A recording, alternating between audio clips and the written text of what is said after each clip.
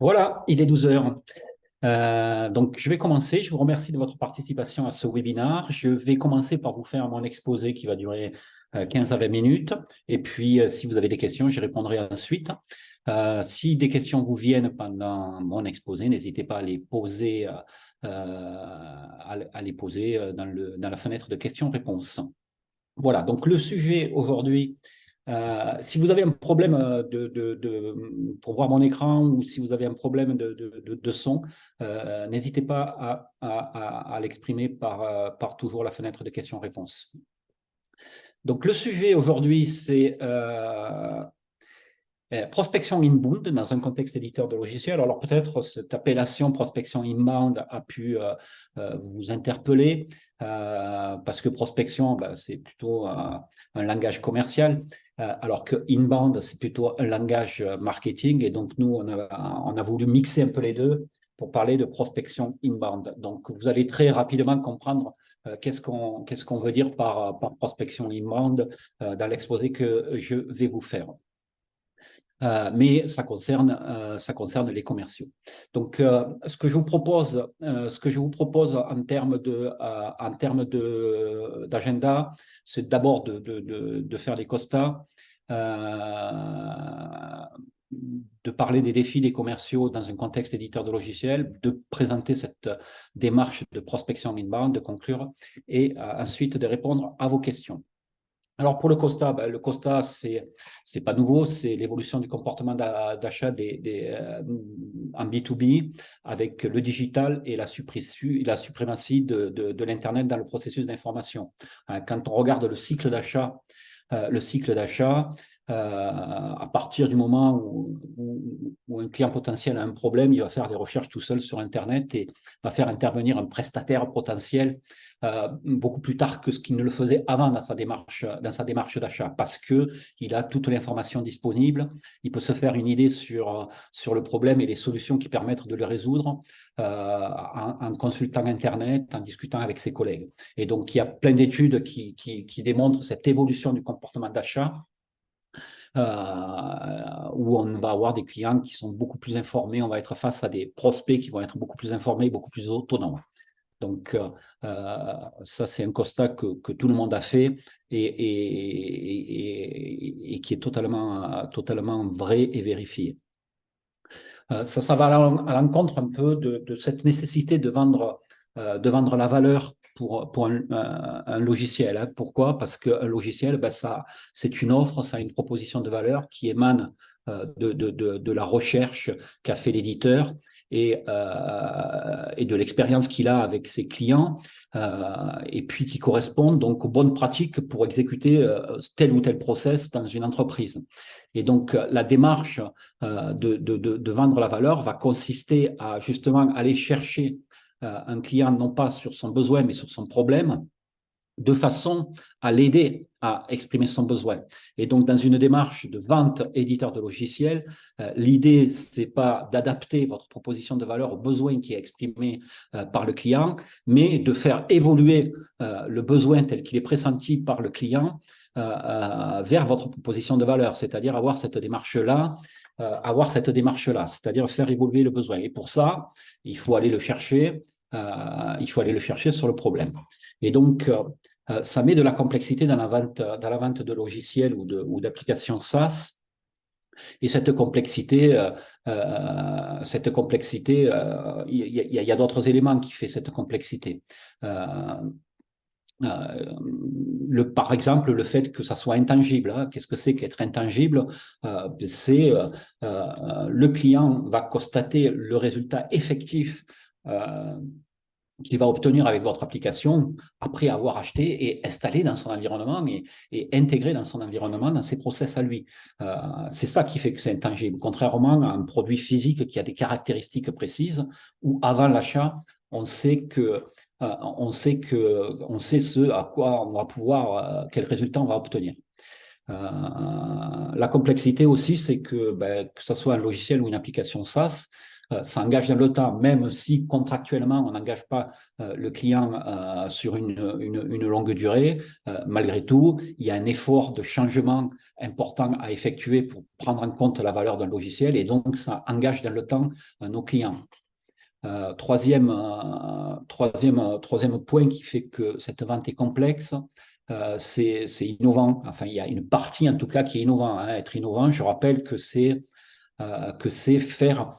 C'est pas obligatoirement une innovation technologique, ça peut être une innovation de process, c'est-à-dire c'est proposer une façon de conduire un process qui va être différente de ce qui est fait actuellement. Et donc, déjà, quand on attaque un marché qui est peu équipé ou pas équipé, on est innovant. Et puis, un autre élément de complexité, c'est la nécessité de convaincre plusieurs personnes. En B2B, il est souvent nécessaire de convaincre plusieurs personnes, sauf si on a une proposition de valeur très étroite qui concerne qu'une personne à l'intérieur de l'entreprise, mais généralement, ce n'est pas le cas. Voilà, donc cette vente de logiciels est complexe. Elle est complexe par ce qui la caractérise et elle est complexe aussi parce qu'on a une proposition de valeur précise et on doit ramener le client vers cette proposition de valeur. Hein. C'est contrairement à une société de services qui, elle, va faire un développement spécifique qui s'adapte parfaitement aux besoins qui est exprimé par le client. Un éditeur de logiciel, lui, ce qu'il doit, c'est vendre sa valeur et vendre sa proposition de valeur et donc il doit aller chercher le client sur son problème. Donc, ces deux constats que je fais se contrarient, hein, c'est-à-dire d'un côté, on a des acheteurs qui sont plus autonomes et qui vont faire intervenir un prestataire potentiel plus tard dans leur démarche d'achat. Et de l'autre côté, cette nécessité qu'on a, nous, éditeurs de logiciels, d'être présents le plus tôt possible dans ce cycle d'achat.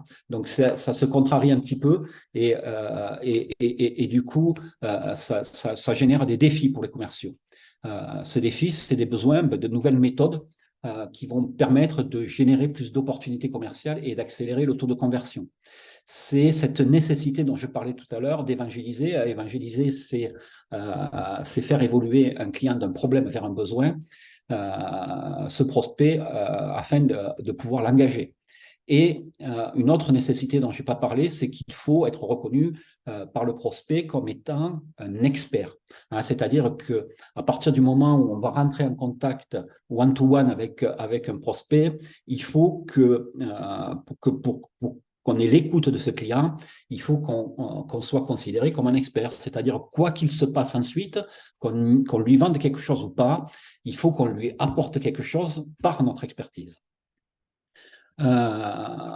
Et donc, j'en arrive maintenant, donc, après ce constat, à la prospection donc inbound et au rôle du marketing et du commerce dans une démarche inbound. Alors, quand on parle de marketing inbound, c'est quoi le marketing inbound? C'est communiquer de façon continue sur les problématiques de notre cible et sur notre expertise, de façon à ce que les gens viennent naturellement vers nous quand c'est le bon moment pour eux.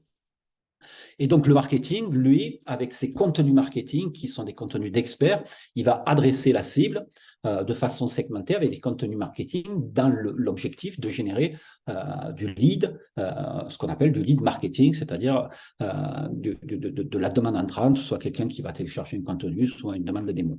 Alors que le commerce, lui, dans cette démarche de prospection inbound, il va adresser un prospect de façon personnalisée, c'est-à-dire one-to-one, avec des contenus marketing, dans l'objectif d'initier un échange sur une problématique, des enjeux adressés par sa solution logicielle, c'est-à-dire par sa proposition de valeur.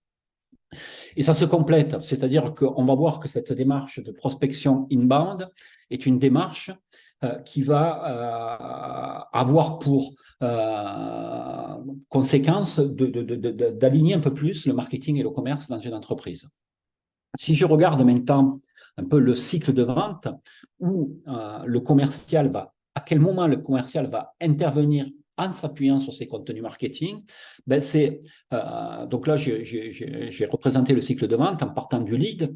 Derrière le lead, ben, il y a l'opportunité commerciale. Donc, un lead, c'est quoi? C'est c'est un prospect qui appartient à notre cible et qui est susceptible d'être intéressé par ce que l'on propose. L'opportunité commerciale, c'est quelqu'un qui a un projet, quelqu'un qui a un projet.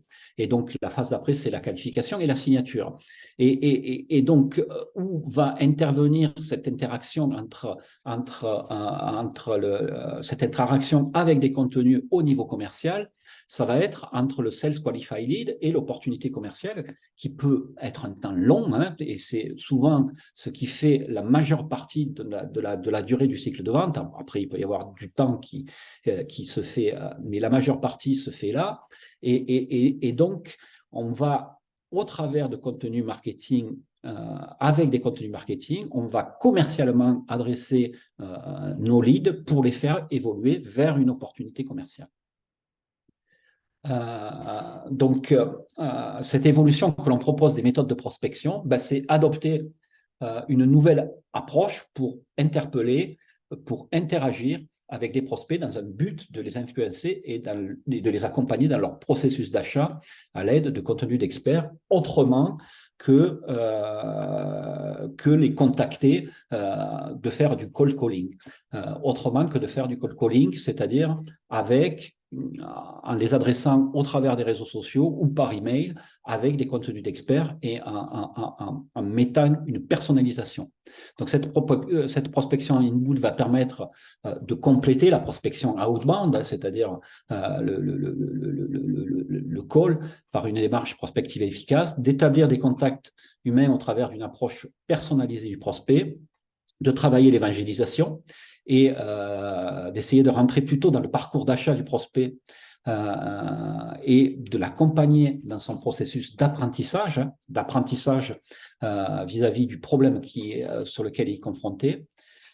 Ça va aussi aider à démontrer notre expertise et à renforcer son image en s'appuyant sur des contenus d'experts. Ces contenus d'experts, je n'en ai pas parlé, mais ça peut être des articles, ça peut être des webinaires, ça peut être des livres blancs, ça peut être tout un tas de choses, ça peut être des vidéos. Faire émerger un besoin latent, ça va aider à ça, et partager sa proposition unique de valeur. Donc, la démarche pour organiser sa prospection sur son territoire, c'est donc de rassembler toutes les informations sur un prospect, d'identifier les contenus marketing pertinents pour ce prospect en fonction des informations que l'on détient. Si on a peu de contenu marketing, à ce moment-là, on collabore avec le marketing pour justement en produire. Définir un ordre pour confronter le prospect au contenu marketing et choisir le canal le plus approprié pour soumettre les contenus au prospect. Quel que soit d'ailleurs le canal qu'on utilise pour proposer un contenu à un prospect, il doit être accompagné de messages personnalisés pour inciter à la lecture. Je sais pas, exemple, voilà, dans ce contenu, on parle de ça, ça, ça. Je pense que vous pouvez être confronté à ce problème-là et il serait peut-être intéressant pour vous de le lire, etc., etc. Et donc, les moyens qu'on va utiliser dans cette démarche de prospection inbound pour communiquer donc ces contenus pertinents, ben, le moyen le plus adéquat pour des gens avec qui on n'a jamais échangé, c'est LinkedIn, au travers de posts, et peut-être en notifiant le prospect ciblé avec le arrobas. C'est peut-être aussi la fonction republier ou commenter sur un post d'entreprise en ajoutant un message et en ciblant ce prospect éventuellement également avec cet arrobas. C'est peut-être la messagerie LinkedIn pour les personnes avec qui on est déjà en contact. C'est encore le plus simple quand on est déjà en contact. Et ça peut être ce qu'on appelle la fonctionnalité in-mail pour les personnes avec qui on n'est pas en contact, qui est présente dans Sales Navigator si on a accès à Sales Navigator. Et puis pour les prospects avec qui on a déjà eu des échanges, l'email est encore plus approprié. Petite remarque par rapport à ça, c'est l'usage correct des réseaux sociaux tels que LinkedIn n'est pas une question de maîtrise de l'outil, mais de mindset. Ce que je veux dire par là, c'est qu'on a pas mal de commerciaux qui viennent vers nous en nous disant « Est-ce que vous n'avez pas une formation pour savoir utiliser LinkedIn ?» Je pense que LinkedIn est un outil qui est assez intuitif, simple à utiliser, même avec la version payante qui est Sales Navigator. Et que l'idée, enfin, le problème, c'est pas de savoir utiliser LinkedIn, mais c'est un problème de façon de voir les choses. C'est-à-dire de comprendre que notre client a besoin, qu'on va interagir avec un client plutôt sur un problème que sur un besoin. Donc ça, c'est vraiment quelque chose d'important. Donc voilà, donc en conclusion, cette nouvelle méthode de prospection doit être déployée en complément de la prospection outbound dans un contexte éditeur. C'est pour moi une technique qui est assez indispensable pour évangéliser des prospects sur sa proposition unique de valeur, pour faire émerger des besoins. La résultante de ça, c'est que ça accélère la génération d'opportunités commerciales. Et ça va aider aussi à mieux couvrir son territoire. C'est-à-dire qu'on va faire justement ce plan de territoire qui va constituer à segmenter son territoire avec, par exemple, sur des problématiques, en utilisant des problématiques et en se disant, ce groupe, ce segment, je vais l'adresser avec tel contenu et on va faire ça de façon un peu plus industrialisée, même si on fait du one-to-one en adressant les contenus. Mais on a une vision et on va peut-être, avec cette démarche-là, mieux couvrir notre territoire commercial. Ça va vous aider à vous positionner comme un expert sur votre marché, hein, c'est-à-dire que le fait que vous publiez des contenus d'experts à partir de votre compte LinkedIn et que vous mettez votre touche personnalisée, ben, ça va contribuer à faire élever votre niveau d'expertise personnelle en tant que commercial. Et donc, ça va inciter des gens à venir discuter avec vous pour justement échanger par rapport à cette expertise. Et puis, au final, ça va aussi favoriser l'alignement marketing et commerce. Hein, je rappelle, le marketing, son objectif, c'est la production de ces contenus marketing et la diffusion, mais de manière segmentée, c'est-à-dire qu'on diffuse assez largement finalement au niveau marketing. Alors qu'au niveau commercial, on va diffuser de façon personnalisée ces contenus marketing. Voilà, j'en ai terminé pour mon exposé. Je suis prêt donc à prendre vos questions. Pendant que vous réfléchissez justement à ces questions, sachez que Route2Business propose des formations pour les commerciaux d'éditeurs de logiciels, et donc le mot, là. Donc on a deux formations qui fonctionnent bien en ce moment. Ben, c'est cette formation sur la prospection inbound pour les éditeurs de logiciels, qui est une formation d'une journée. Où on va détailler toute cette démarche que je viens de présenter là. On a une autre formation qui est technique de vente complexe pour éditeurs de logiciels. Donc ça, c'est une formation qui est dans le catalogue de l'OPCO Atlas, qui est une formation de 3 jours, dans lequel, bien sûr, on aborde cette partie prospection, mais on va plus loin, c'est-à-dire qu'on travaille également sur le territoire commercial, on travaille également sur le plan d'action sur son territoire, on travaille aussi sur les différentes étapes, de la vente. On décortique les étapes de la vente et on les matérialise au travers de jeux de rôle dans cette formation. Donc ça, c'est une formation de 3 jours. Il doit y avoir 2-3 sessions encore qui vont se tenir d'ici la fin de l'année. Je pense qu'il y en a une à Paris, une à Lyon et une à distance. Donc, n'hésitez pas, hein, si vous souhaitez prendre du recul un peu sur vos pratiques, c'est l'occasion. Et puis, on propose de l'accompagnement et du conseil aux éditeurs de logiciels sur leur processus de vente au travers de notre marque SalesDrive. Voilà. Alors, bonjour, un replay sera-t-il disponible? Oui, absolument. Vous êtes inscrit, donc puisque vous êtes présent, et vous allez recevoir automatiquement le replay, soit en fin de journée, soit demain. Alors, Pauline, hyper d'accord avec l'aspect mindset sur LinkedIn. Le réseau pousse à se montrer personnellement et ce n'est pas si évident que ça.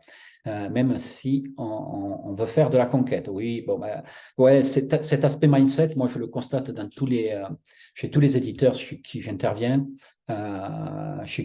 Donc, c'est vraiment un aspect de mindset, c'est-à-dire de façon de voir les choses et de comprendre vraiment le cycle d'achat et d'apporter de la valeur à un prospect, quoi. Donc, c'est vraiment une affaire de mindset.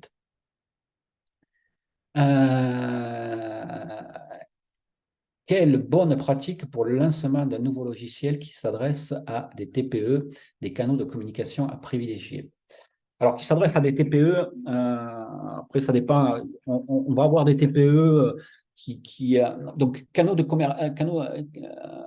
pratiques pour le lancement d'un nouveau logiciel. Ce que je conseille, moi, quand on est sur le lancement, c'est d'investir d'abord sur le marketing avant d'investir sur le commerce, hein. C'est-à-dire d'avoir une offre correctement packagée et derrière de travailler des contenus marketing qui vont aller chercher. Après, ça dépend le niveau d'innovation de votre logiciel. Donc, l'idée, c'est vraiment d'abord d'investir sur le canal marketing au travers de ces contenus marketing dont je parlais tout à l'heure. Et ensuite, quand on a suffisamment de recul sur notre product market fit et d'investir à ce moment-là sur une partie plus commerciale. Des canaux de communication à privilégier, ça dépend de votre cible en fait, hein. Il va y avoir pour les TPE des cibles qui sont présentes sur LinkedIn, d'autres qui sont présentes non pas sur LinkedIn parce qu'ils ont un comportement d'achat qui est assez B2C, ils vont être plus présents sur Facebook ou d'autres réseaux sociaux.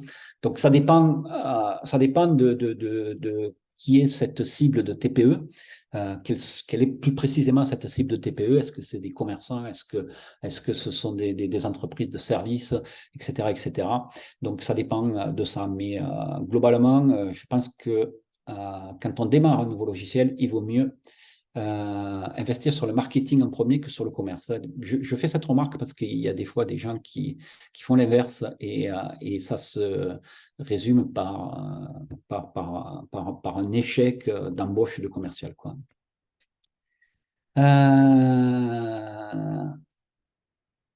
Alors, Véronique, donc bonjour, je vous remercie pour cette présentation. J'ai déjà participé à une nouvelle session sur Paris. J'envisage éventuellement une formation complémentaire en 2024. Je reviendrai vers vous. Avec plaisir, Véronique. Est-ce qu'on a d'autres questions?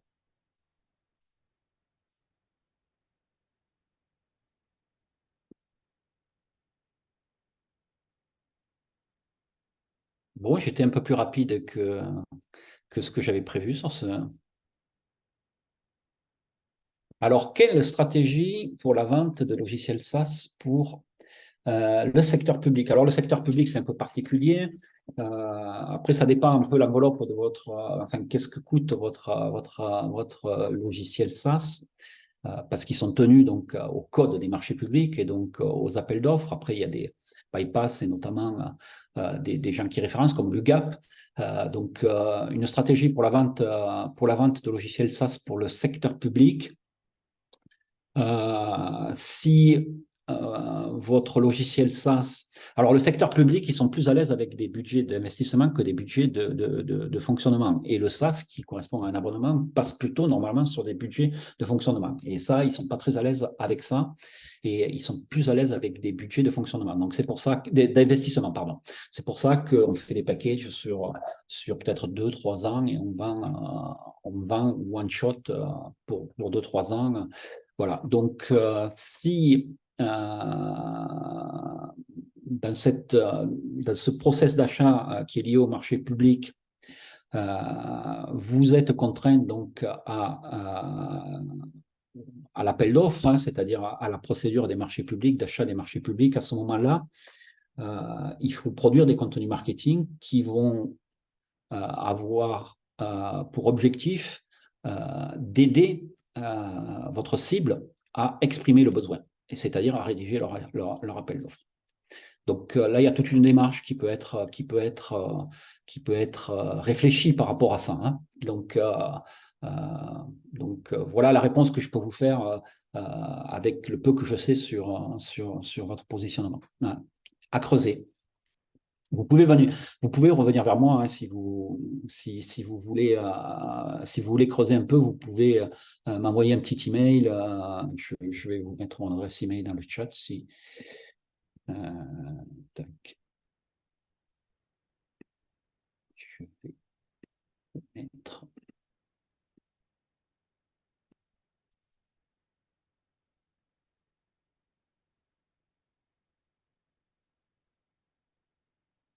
Vous mettez votre adresse email, mon adresse email dans le chat. Si vous voulez approfondir les sujets, n'hésitez pas à m'envoyer un petit email et on se calera une visio rapide. Ben écoutez, voilà, ça a été rapide. J'ai pas d'autres questions. Ben écoutez, je vais clôturer le webinaire. Je vous remercie de votre participation. Euh, et puis, si vous voulez approfondir, n'hésitez pas à me contacter. Je vous souhaite une bonne journée et bon appétit. À très bientôt.